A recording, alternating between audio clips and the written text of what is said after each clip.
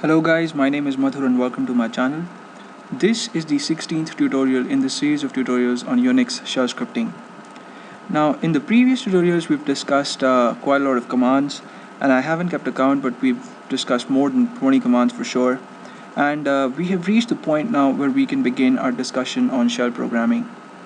Now a shell script is nothing but a file that has a few commands in it, and the commands are executed in the same order as they are specified in the file.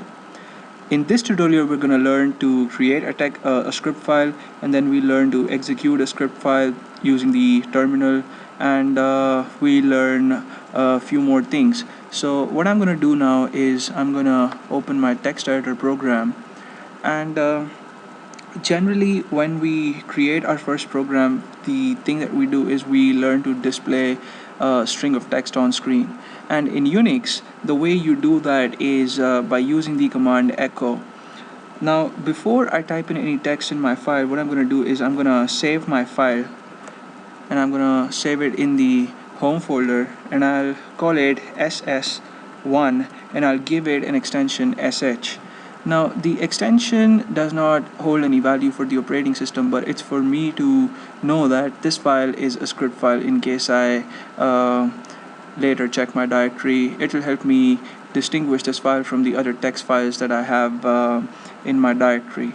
So there you go. You can be more elaborate with the names, but this is the convention that we're gonna follow in this course.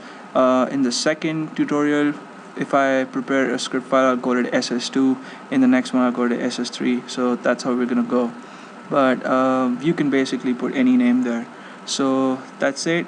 And when I save this file with the sh extension, my text editor knows that this is a script file. So it would display some of the keywords in my program in different ink, and you'll see that.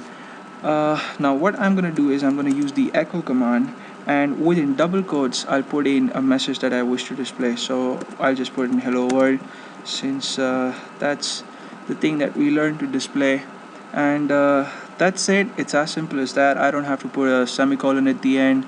I don't have to do anything. My script file is ready. And another thing that we're going to learn in this tutorial is to use comments in our script files. Now you get a comment in your file by putting the hash character, and then you can type in anything like this is my first shell script, and I can save this file. Now if you wish to have a comment that spans over multiple lines, then you have to put a hash at the beginning of each line of your comment. It's different from other languages like C or C++, in which you can put a slash and an asterisk as the first two characters in your comment, and then you can put an asterisk and a slash at the end of your comment, and it can spread over 15 lines. It's it's different here. You'll have to put a hash as the first character in each line of your comment. So that's it. My file is ready, and I can see in my home folder that it's there. It's called ss1.sh, and it's looking pretty. Now how do you execute a file, a script file that is? You'll have to use the command sh. Now sh is a built-in program that is used by the shell to execute script files, and what you have to do is you'll have to type in sh, give a space, and then type in the name of the file, the program that you've created, and in this case it is ss1.sh, and when I press the enter key I get my string of text. It's as simple as that, isn't it? Very simple. So there you go. We learned to create a shell script. We also learned to execute a shell script. We learned how to put comments in our shell scripts. In the next tutorial we're gonna learn how to use other commands in our shell script, and from here on we'll be increasing the complexity of the course slightly, and I'll try to do that gradually so that you people stay at par, and You guys can also do research at your own end and learn about the commands that we've discussed, that is, learn more.